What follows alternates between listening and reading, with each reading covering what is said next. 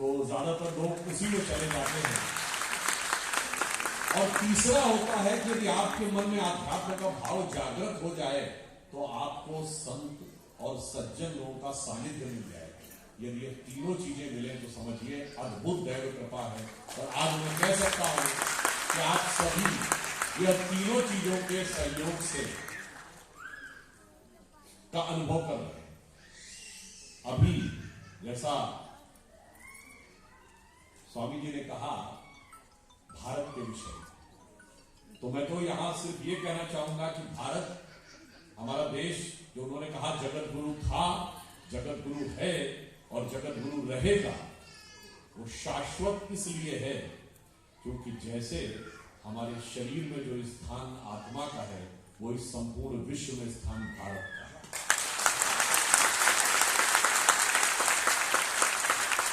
तो शरीर बदल सकता है, आत्मा शाश्वत रहती है, विश्व बदल सकता है, पर भारत शाश्वत रहता है। इसीलिए हम विश्व की एकमात्र जीवित प्रागैतिहासिक सभ्यता है। जितनी प्राचीन सभ्यताएं थी सब नष्ट हो गई, केवल हम ही एक बचे हैं। क्यों? भारत का तो अर्थ ही है, दो संस्कृत के शब्दों से मिलकर बना है। भा अर्थात प्रकाश, ज्ञान का प्रकाश, और रथ इसका होता लगा हुआ। भारत यानी जो ज्ञान के प्रकाश के अनुसंधान में सतत लगा हुआ है वह भारत। इसीलिए जब भारत उभर कर सामने आएगा तो वो सुपर पावर बनने के लिए नहीं आएगा, वो जगत गुरु बनने के लिए आएगा। और पावर और गुरु में क्या अंतर होता है? जब आप किसी पावरफुल आदमी व्यक्ति के आसपास खड़े हों या उसके साथ बात कर रहे हों तो आपके मन में थोड़ी झिझक होती है, थोड़ा ठिठके हुए होते हैं, कभी कभी थोड़ा सशंकित भी होते हैं, पता नहीं बुरा मान जाए तो कुछ नुकसान ना हो जाए, कहीं इसको मेरी कोई बात बुरी ना लग जाए। मगर जब आप गुरु के बगल में खड़े हुए होते हैं या गुरु के सम्मुख बैठे हुए होते हैं तो आप आनंदित, उत्साहित और उल्लासित महसूस करते हैं। अर्थात अगर अंग्रेजी में कहें कि power dominates and Guru motivates, शक्ति दबाती है और गुरु प्रेरणा देता है। और भारत यदि दुनिया में उठने जा रहा है, जैसा प्रधानमंत्री श्री नरेंद्र मोदी जी ने एक बात कही पिछले 15 अगस्त, उन्होंने कहा कि अमृत काल है, यानी 75 वर्ष स्वतंत्रता के पूर्ण हुए, यहां से शताब्दी जब हम करेंगे यानी 25 वर्ष का समय, उन्होंने कहा यह अमृत काल है और इसमें वो आधार बनेगा जो 1000 वर्ष तक इस देश की व्यवस्था का आधार बनेगा। तो आधार क्या होगा? ये अमृत काल के अमृत की अभिव्यक्ति आध्यात्म की अनुभूति में ही हो सकती है। और इसको आप ऐसे समझें कि एक विदेश में मैंने जगह सुना था, बहुत अच्छी बात उन्होंने कही कि भारत क्या है इसको पहले पहचान तो लो तब भारत को समझ पाओ। उन्होंने कहा भारत एक ज्योग्राफिकल एंटिटी नहीं है, यानी एक जमीन का टुकड़ा नहीं है कि आप कहें कोई भू क्षेत्र है ये भारत, ये उससे अधिक सूक्ष्म है, उससे अधिक गहरा है। तो आप कहेंगे भूगोल से या क्षेत्र से अधिक गहरा है इतिहास, उन्होंने कहा नहीं, उससे भी अधिक सूक्ष्म है। उससे अधिक सूक्ष्म क्या है? संस्कृति, नहीं, ये उससे भी अधिक सूक्ष्म है। तो आप कहेंगे उससे अधिक सूक्ष्म है धर्म, ये उससे भी अधिक सूक्ष्म है। तो आप कहेंगे धर्म से अधिक सूक्ष्म है आध्यात्म, परंतु उन्होंने कहा वो उससे भी अधिक सूक्ष्म है। उससे अधिक सूक्ष्म क्या हो सकता है?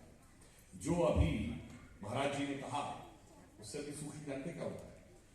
जैसे आप सब ने हाइड्रोजन बम का नाम सुना होगा, जो न्यूक्लियर बम होता है उसमें दो न्यूक्लियस एक दूसरे से जुड़ते हैं तो अनंत ऊर्जा का प्रवाह होता है और उसी से हाइड्रोजन बम बनता है। सूर्य की ऊर्जा भी उसी से चल रही है।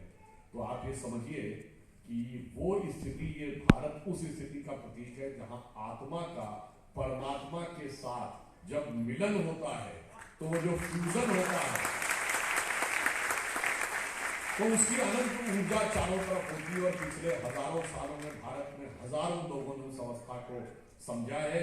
जैसे उस एक्सप्लोजन के बाद अगर आप उस वाइब्रेशन को समझने की क्षमता रखते तब आप समझ पाते हैं कि यहां पर क्या हुआ था। उसी प्रकार यदि आप उन तरंगों का अनुभव करने की क्षमता रखेंगे, तब आप भारत का अनुभव कर पाएंगे, अन्यथा इमारतें देख के चले आएंगे और भारत का अनुभव नहीं होगा।